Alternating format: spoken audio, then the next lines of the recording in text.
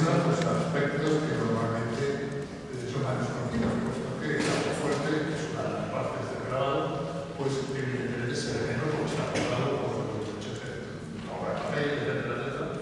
Pero creo que lo suficiente es una pequeña muestra de la riqueza que la cartografía que tiene el Museo de esta Academia, pues es realmente muy importante.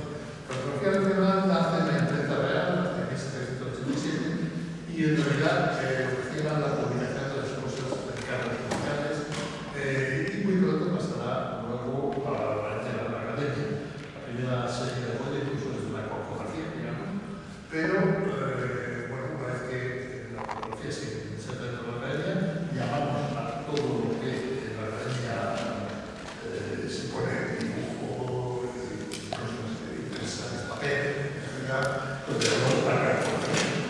Porque incide la cartografía nacional que existía antes, paralelamente a la Academia, y lo que es la Academia del momento, digamos que la gran parte de todo lo que ahora tenemos ahora en la Academia, no solo por la ciencia de la cartografía, sino porque durante todo el siglo XIX y el XX se ha ido incrementando por una parte de esta cuestión, la mayoría de las planchas de Goya, que se acaba de la atención, pertenecen a la Academia, no son propiedad de la antigua cartografía.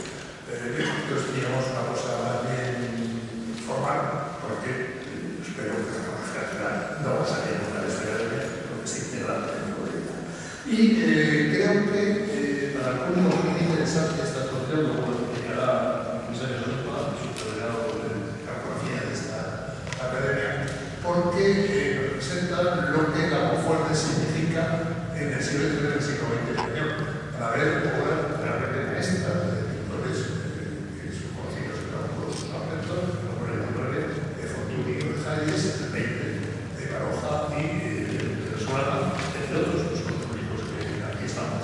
Y quiero agradecer su apoyo con el Ayuntamiento de Madrid, muchas cosas, y que sin él sería imposible hacer esta exposición, y por consiguiente, pues no solo lo agradezco públicamente, sino que agradezco únicamente a esta gente aquí, a Marta Rivera, que es la delegada de Cultura, Turismo y Deporte del Ayuntamiento, y que nos ha apoyado de una manera muy directa, también los míos que están por ahí, del lugar de ahí, también está en el entorno de San Así que muchísimas gracias por esta posibilidad, y creo que esta exposición que aparece en principio como una exposición modesta es una exposición realmente importante y que espero que ustedes sepan que interesa al público que venga, porque además es verdad.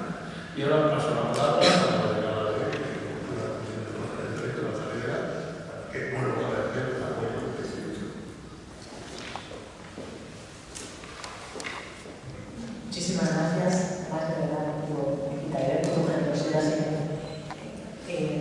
Yo tengo que empezar dando la enhorabuena a la Academia, primero por esta iniciativa, después por contar con una de las como oportunidad agotable de sabiduría y de conocimiento, y desde luego a la cartografía nacional, esta exposición de los artistas donde se escriben esas obras maestras, creo que complementa perfectamente el panorama expositivo de esta temporada en Madrid. Pues, como parte del Ayuntamiento, para mí es muy importante que haya diferentes sensibilidades atendidas y diferentes áreas del saber que estén cubiertas. Y además, aquí hay un aliciente. Hay aguafuertes de 1985 y 1932, pero resulta que muchas de las perspectivas que sobre la lectura están estampadas directamente por los artistas. Hablamos de 66 obras de una disciplina que de alguna forma que creo que aúna el arte, pero también la técnica, y lo hace de una forma fiable. Es curioso como durante mucho tiempo se clasificó como casi un arte menor, cuando no lo es en absoluto, ni grandes artistas nos dejaron buena muestra de que no lo es. Y en esta casa, pues, la casa de Goya, la cita de Goya es muy difícil, pero también hay que citar, por ejemplo, a Durero. Y yo lo que estoy segura es que todos los artistas de la exposición tenían muy presente a Goya, porque su figura es demasiado alargada. Yo recuerdo la exposición que hizo la Academia el año pasado, Despertar de la Conciencia, se mostró por primera vez la totalidad de las láminas de cobre que Goya creó y usó para esta más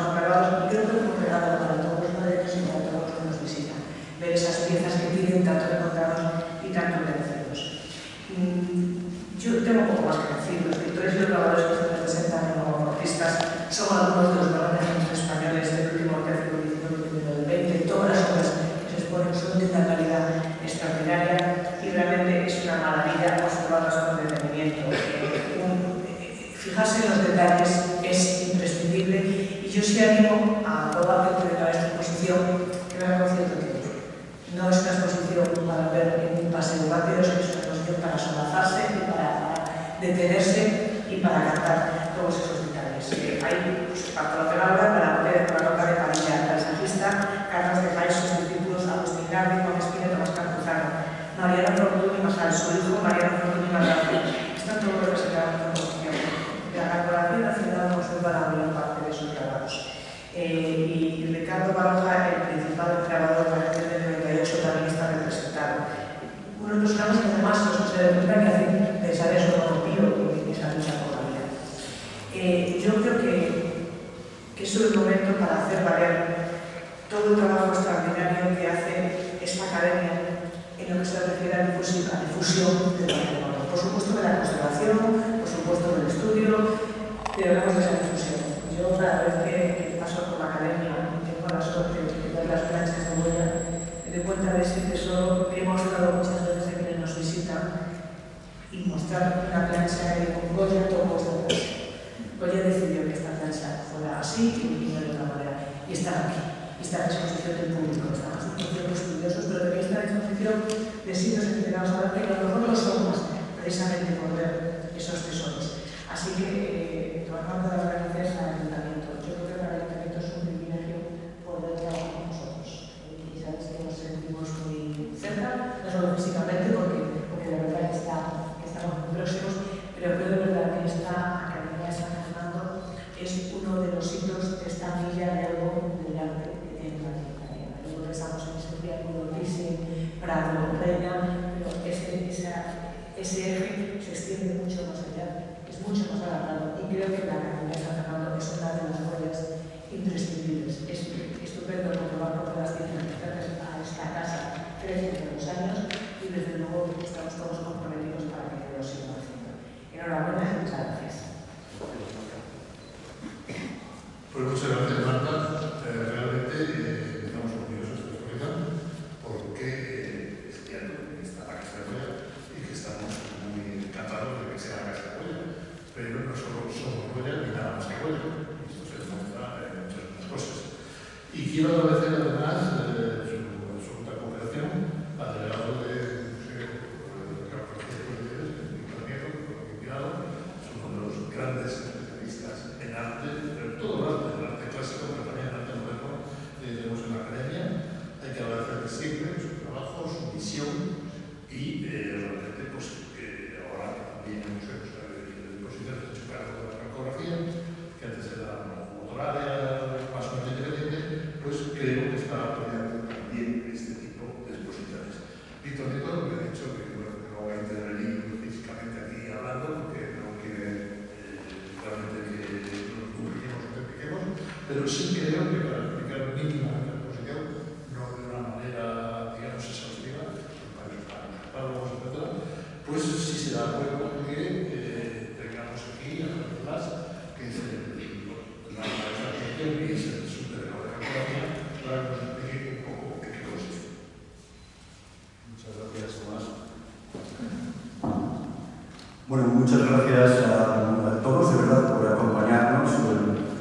No hace falta que repitamos la importancia de vuestra labor en la transmisión entre lo que nosotros intentamos comunicar y quienes van a ser los receptores de esa comunicación de la exposición. Por lo tanto, gracias de antemano a todas y a todos.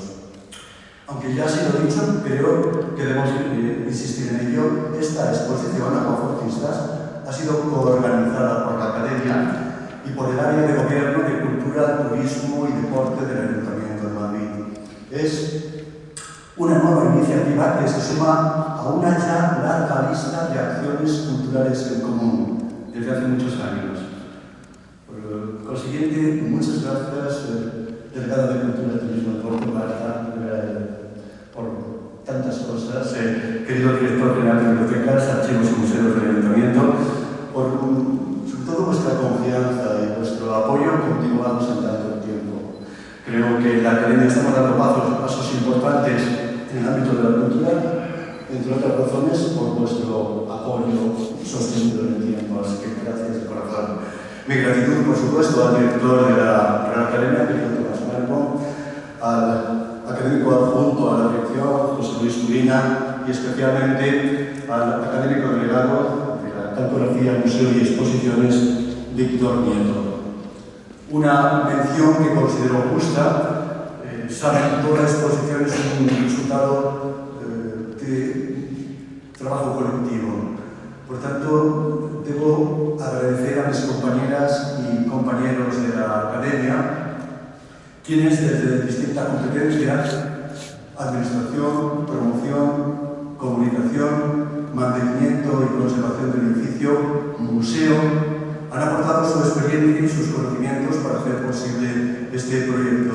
Y muy especialmente, muy en particular, a mi querido equipo de la Cartografía Nacional por hacer también las cosas en el Gabinete de Estudios, Isabel Aceves y Alberto Urdueña, en el taller de estampación, Constanza López, María Dores, y siempre una gratitud especial a la Asociación Ciruelos. En fin, cada época tiene su propio lenguaje. La secesión vienesa, a fines de los 800, acuñó el lema "a cada tiempo su arte, al arte su libertad". El aguafuerte fue el lenguaje propio del último tercio del siglo XIX y primero del XX. O para decirlo de otro modo, la práctica generalizada del aguafuerte en el cambio de siglo constituye uno de los episodios más destacados en la historia del arte gráfico, hasta el punto de ser la técnica que ha dominado el panorama de la estampa desde entonces, desde ese último cuarto del siglo XIX hasta prácticamente nuestros días. Por supuesto, esto no siempre fue así. La Edad Moderna, y en particular la Ilustración, elevó al buril, o más específicamente a la talla dulce, a la categoría de único procedimiento noble de grabado.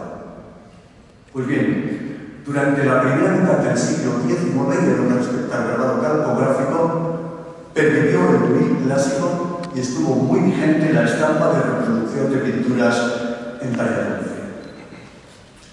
Un interesante paréntesis creativo dentro de este horizonte general de la estampa que acabo de dibujar a grandes rasgos, y dentro de su época, fue la obra de Mariano Fortuny Marsal. Atraído por los tipos populares del Magreb, coleccionista de antigüedades y de estampas, de hecho, obras de Giuseppe de Rivera, Rembrandt o Goya formaban parte de su gabinete, excelente acuarelista y mucho mejor grabador al aguafuerte, Fortuny Marsal incorporó al arte de la estampa algunas obras maestras que se encuentran en la exposición, como Árabe velando el cuerpo de su amigo de 1866 o en Alboreta de 1869, un grabado de notable complejidad técnica con muchos planos visuales. Su muerte prematura, a los 36 años, hizo desvanecerse a un grabador extraordinario, algunas de cuyas imágenes anticipan el vigor, la intensidad, la fuerza del aguafuerte barogiano. Al fin y al cabo, Fortuny Marsal es el punto de mediación o de transición, si se refiere, entre el aguafuerte de Goya y el de Ricardo Barraja. En 1916, su hijo, Mariano Fortuny Madrazo, estampó personalmente algunos ejemplares de la edición completa de los aguafuertes de su padre. Relativamente cortos en número, apenas medio centenar, los propios aguafuertes de Fortuny Madrazo, es decir, de Fortuny hijo, ponen de manifiesto un depurado dominio de la técnica del medio. Sea como fuere, y pese a lo limitado de sus respectivas producciones gráficas, lo cierto es que la propuesta de los dos Fortuny, por eso se encuentra al comienzo de la exposición, constituye un caso excepcional, y utilizo aquí el adjetivo excepcional en el más amplio sentido del término, de rareza, pero también de bondad y excelencia. Como digo, fue una excepción en la historia del grabado.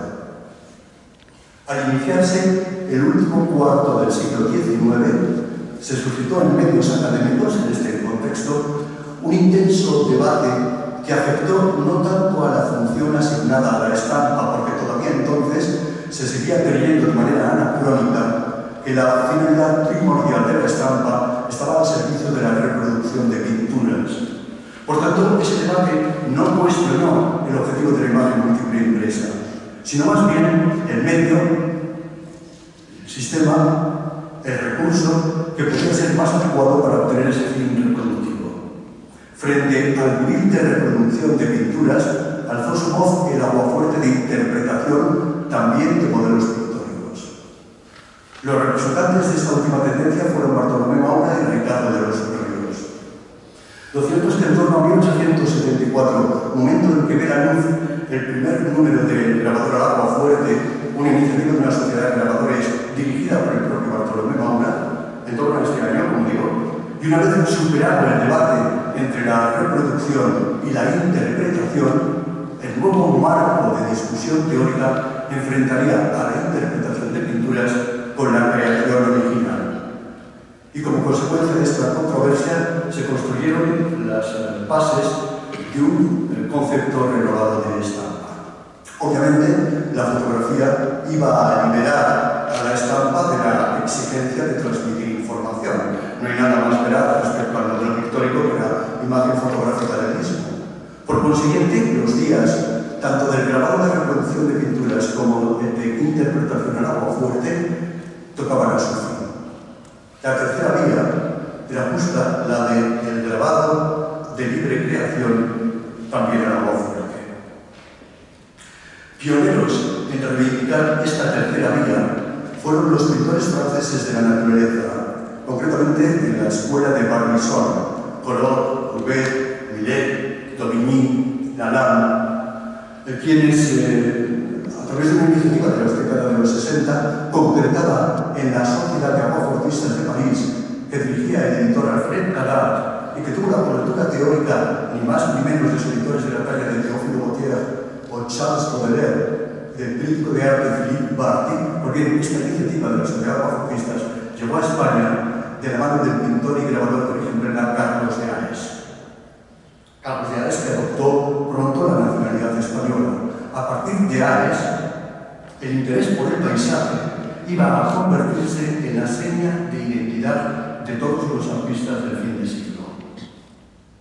Las lecciones de Ares, impartidas desde la cátedra de paisaje de la propia Escuela Superior de Pintura de San Fernando o desde las aulas de la Escuela Técnica Superior de Ingenieros y de Caminos, estas lecciones encontraron y tuvieron continuidad en numerosos discípulos, y especialmente en tres excepcionales grabadores, como mencionaba también Marta: Agustín Lardi, Juan Espina y Tomás Campuzano, porque en alguno de estos artistas operó un cambio en cuanto a la consideración jerárquica de la pintura respecto al grabado, valorándose a este por encima de aquella. Lardi, como nos recuerda, es algo que me comenta casi siempre que veo el maestro José Luis Tenes, el bisnieto del artista, se autodefinía como un aceptable pintor, un buen grabador. Fijémonos ya en el cambio de consideración, la bondad por encima de la aceptabilidad, y él apostillaba a ser un excelente repostero, como todos sabemos.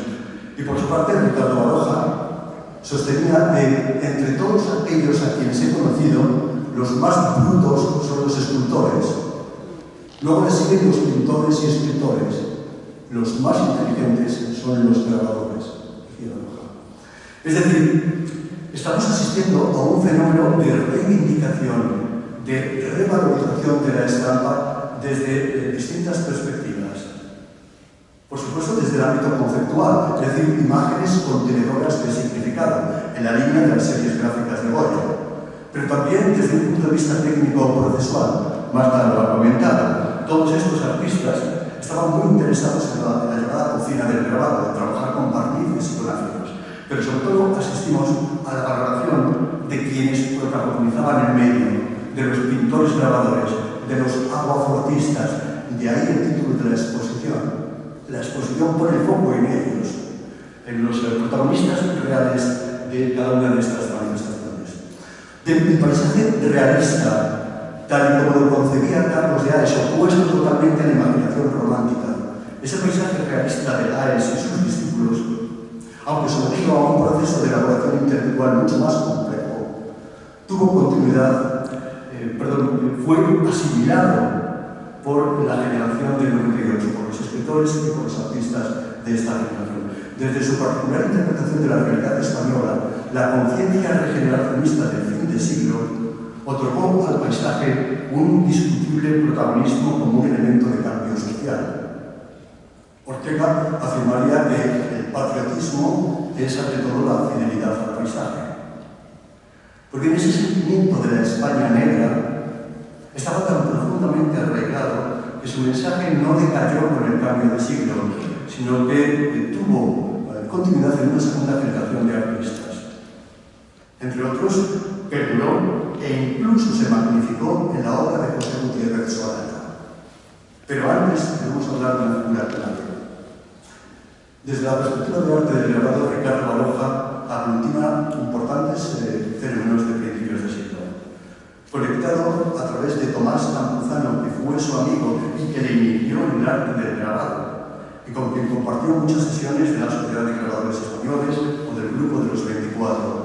Pues bien, como digo, conectado con la forma de entender el paisaje realista de Ares a través de Campuzano, Ricardo Baroja fue entre los grabadores el más genuino representante de la generación del 98 y un activo impulsor de todos los intentos de agrupación de los artistas gráficos en las dos primeras décadas del siglo. La relación de la obra gráfica de Goya con Ricardo Baroja fue no solamente presentida, sino manifestada por sus contemporáneos. Humildemente siempre cuestionó esta relación. Decía que Goya era una águila real, soberbia, y se veía a sí mismo como una pobre gallinacia desplumada y triste que se arrastra en el corral exiguo del arte español. Las palabras de Ricardo Baroja fue un excelente escritor, por cierto, recibió el Premio Nacional de Literatura, cosa que no consiguió su hermano Pío, ni siquiera con la tetralogía vasca ni con las grandes obras, pero sí lo consiguió Ricardo Baroja con su Nao Capital. Pues bien, efectivamente, sí que tuvo Baroja una conexión clarísima con Goya, al menos admiró profundamente las series gráficas del maestro. Sabemos que en Ichea, el viejo caserón de los Baroja en Vera, existe, se conserva todavía, una séptima edición de los Caprichos de Goya muy desgastada, manoseada después de haber pasado en sucesivas ocasiones la semana de papel, e incluso con los restos de la ceniza de la pipa de fumar de Ricardo. El propio Ricardo escribió el prólogo de la tercera edición castellana de una obra clásica en la construcción del mito romántico de Goya, el Goya de Logan Matagón. El prólogo fue de Baroja. Por tanto, efectivamente, puede considerarse discípulo de Goya en la distancia. Si quitamos a Fortún Madrazo, ese punto de transición, la energía goyesca, el sucesor inmediato va a ser Ricardo Baroja, aunque hubiera que haber pasado un siglo entero, como de hecho sucedió. Porque de la misma manera que fue discípulo de Goya, fue maestro de Picasso. A él le inició en el arte gráfico. Se conocieron en las tertulias del Café de Madrid y juntos emprendieron la aventura editorial de la revista Arte Joven que dirigía Francisco de Asís Soler. De hecho, grabaron conjuntamente la lámina del Zurdo, la primera firmada por Picasso. Nada se oponía más a la autodefinición barojiana de pintor y dibujante callejero y por consiguiente urbano que el método de Ares de salir al campo por los bártulos y captar durante horas un paisaje estático. No obstante, la deuda con Ares era mucho más profunda y fuerte de lo que Ricardo estaba dispuesto a admitir, entre otras cosas, porque aquel, como hemos dicho, había protagonizado la recuperación del agua fuerte cuyo testigo directo recogería el propio Baroja. Esta deuda sí que fue aceptada años más tarde por Azorín, quien confesaba: los escritores y artistas de mi grupo no estimábamos a Carlos de Ares. Nuestro paisajista era Darío de Rebollos a Baroja, de uno a otro paisaje, apenas en un paso, y sin embargo, Ares tenía la perseverancia y el ahínco que teníamos nosotros. Era nuestro hermano, sin que lo quisiéramos. Ahora bien, si es cierto que Baroja se mostró beligerante con los plenaristas, mucho mayor y mucho más feroz fue su ataque contra quienes, como Bartolomé Maura o Ricardo de los Ríos, seguían creyendo que el fin primordial de la estampa era copiar pinturas. Ellos, Maura y Ríos, eran los verdaderos enemigos tanto de Baroja y su grupo como de los discípulos de Ares. Al fin y al cabo, todos estos últimos, pese a las diferencias, practicaban el grabado de línea y creación, no así Maura y Ríos, grabadores de interpretación. Los jurados de las exposiciones nacionales de Bellas Artes hasta mediados de la primera década del siglo XX, es decir, hasta muy tarde, hasta casi 1906, sancionaron y apoyaron sistemáticamente a los grabadores de interpretación. A Maura, a Ríos, a esos tipos, en palabras de Baroja, que nos ganaron por la mano, porque en las exposiciones nacionales no competíamos con ellos como grabadores, sino contra Murillo, contra Rivera, contra Velázquez, contra Goya. Finalmente, desde 1906 en adelante, los premios de la sección de grabado de las exposiciones nacionales se otorgaron sin solución de continuidad y sin retorno a grabadores originales, a Baroja, a Larry, a Espina, pero también a José Peláez Agostos, a Fernando Labrada o a Eduardo Navarro, de una generación más joven. Todo Aguafuerte es un cuadro original, había proclamado Teófilo Gautier, convirtiendo esta frase en la consigna, en el lema de la Sociedad de Aguafuertistas. La expresión que acuñó esta época para definir la estrecha relación entre pintura y aguafuerte fue la de Peintre Graveur, que equivale a la de aguafuertista. Como ha sido comentado, y termino, a través de 66 estampas, la exposición recorre un conjunto de obras maestras de los artistas citados y de algunos otros, en total 17, que conformaron las generaciones más importantes de aguafuertistas de toda la historia del grabado español.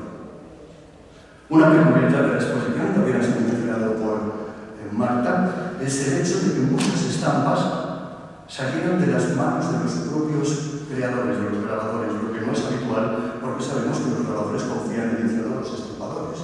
Pero las estampas de la exposición sí salieron de sus manos.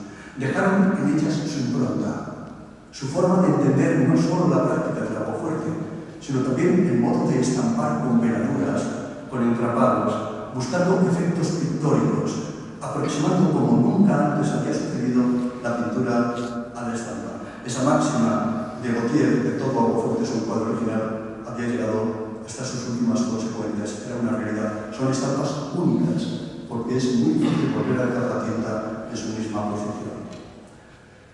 Concluyo y, bueno, con la opinión del director, no sé si se abre el turno de... Sí, evidentemente. Muchas gracias, Javier, por esta exposición realmente importante.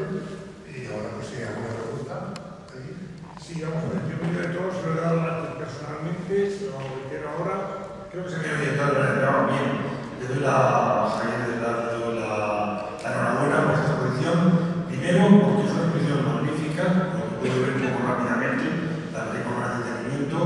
Pero segundo, porque era necesario dar a conocer el tema del aguafuerte. Y yo lo que le pediría brevemente, por favor, eso sí, que somos periodistas, por lo tanto, nos gustan las cosas breves.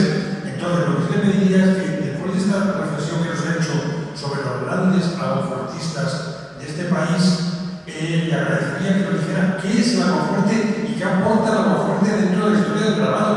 Porque estamos hablando de una cosa que estamos dando por sentada y que habría que matizar qué es el aguafuerte y sobre todo qué aporta dentro de esa historia del grabado. Igual que como hemos determinado, aparece la litografía. Y una cosa muy breve solamente.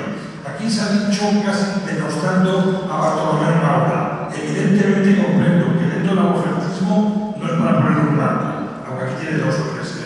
Pero en fin, lo que sí que es cierto es que es el cronista, sobre todo iconográfico, de los grandes personajes de entre siglos, finales del XIX, principios del XX. Sería interesante recuperar esa iconografía. Simplemente, nada más. Muchas gracias. Desde luego, Javier, sí, por supuesto, la figura de Maura es trascendental. Lo que quería un poco significar es que su manera de entender el grabado, cuando aparece la fotografía, ya no tiene sentido, no puede llegar a las bondades de verosimilitud o de fiabilidad de la imagen fotográfica. Es otro tipo de imágenes distintas. Y bueno, asumo ese pequeño tirón de orejas por mi extensión y intentaré explicar. Sí, pero ¿qué consiste el aguafuerte? Bueno, tengo que reconocer, hay paréntesis dentro de la historia del grabado de artistas que han practicado el aguafuerte de libre creación, en el caso de Goya quizás es el más representativo, Pero Goya, de hecho, nunca se consideró grabador, sino pintor, porque los grabadores de su época eran los grabadores de talla dulce. De hecho, el autorretrato de los caprichos se autodefinía así, Francisco de Goya, pintor. ¿En qué consiste realmente el abordaje? Es claro, porque probablemente la técnica que dentro de la imagen múltiple impresa que hace avanzar más la estética, las cuestiones estéticas también, es el aguafuerte, mucho más que el móvil. Básicamente, una lámina de cobre, es decir, una plancha de metal, perfectamente pulida y lisa, de una determinada delgadez, se cubre con barniz aplicado con pincel. El barniz es similar, es de tonalidad parda oscura, similar al que se aplica para la conservación y restauración de muebles. Sobre el barniz dibuja el artista, el grabador, con una punta, es decir, utiliza la punta en el sentido perpendicular al plano de incisión, a diferencia del móvil que se pone casi para el cuerpo. Lo que debe hacer con la punta es tocar el metal que se encuentra debajo del barniz, tocarlo, o dicho de otra forma, despejar de barniz las líneas de la imagen. Una vez, obviamente, el barniz no ejerce ninguna resistencia. Es tan sencillo dibujar sobre el barniz una plancha como dibujar con un lapicero una hoja de papel. Exactamente igual. Lo que se exige al grabador aguafuerte es que sea un diestro dibujante, por encima de todo. Bueno, pues una vez eliminado el barniz, se introduce la plancha en una cubeta que tiene ácido, un ácido corrosivo, generalmente ácido nítrico mezclado con agua, en un porcentaje similar del 50%, de ahí el nombre de la técnica, agua fuerte, un agua que incide.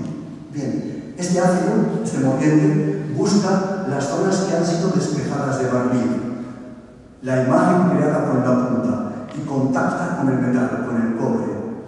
Cuando esto sucede, provoca una reacción química que muerde el cobre, lo incide, forma las tallas, los huecos, los que van a recibir tinta y dar origen a las líneas de imagen en la estampa. Donde hay barniz, el ácido no contacta con el metal, por tanto son las zonas blancas. Una vez incidida la plancha en la cubeta de ácido, lo difícil del procedimiento es calcular el tiempo de mordida, porque si el tiempo es excesivo, el ácido puede llegar a traspasar el cobre de parte a parte. Una vez hecho esto, se retira la plancha, se quita el barniz con un trapo impregnado en agua ras, el espíritu trementina, y tenemos ya la matriz de estampación. Basta hacer lo que en el resto de las técnicas del grabado calcográfico: extender tinta con una muñequilla, limpiar la tinta sobrante que queda en la superficie para dejarla solo en el interior de las incisiones, poner una hoja de papel, someterlo a la presión del torculo de la prensa y así nace la estampa. Pues esta es la técnica.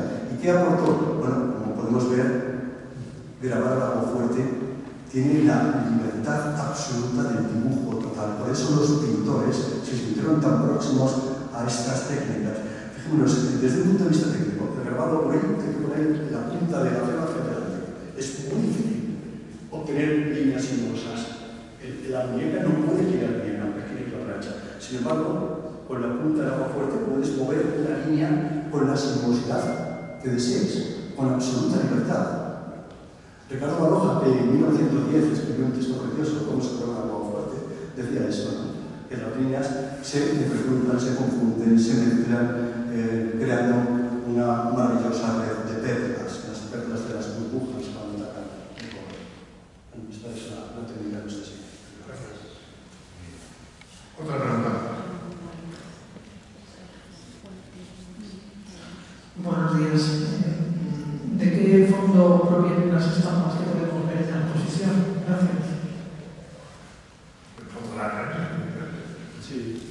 Bueno, no hay ninguna de colección privada. No, todo es el fondo de la cartografía nacional.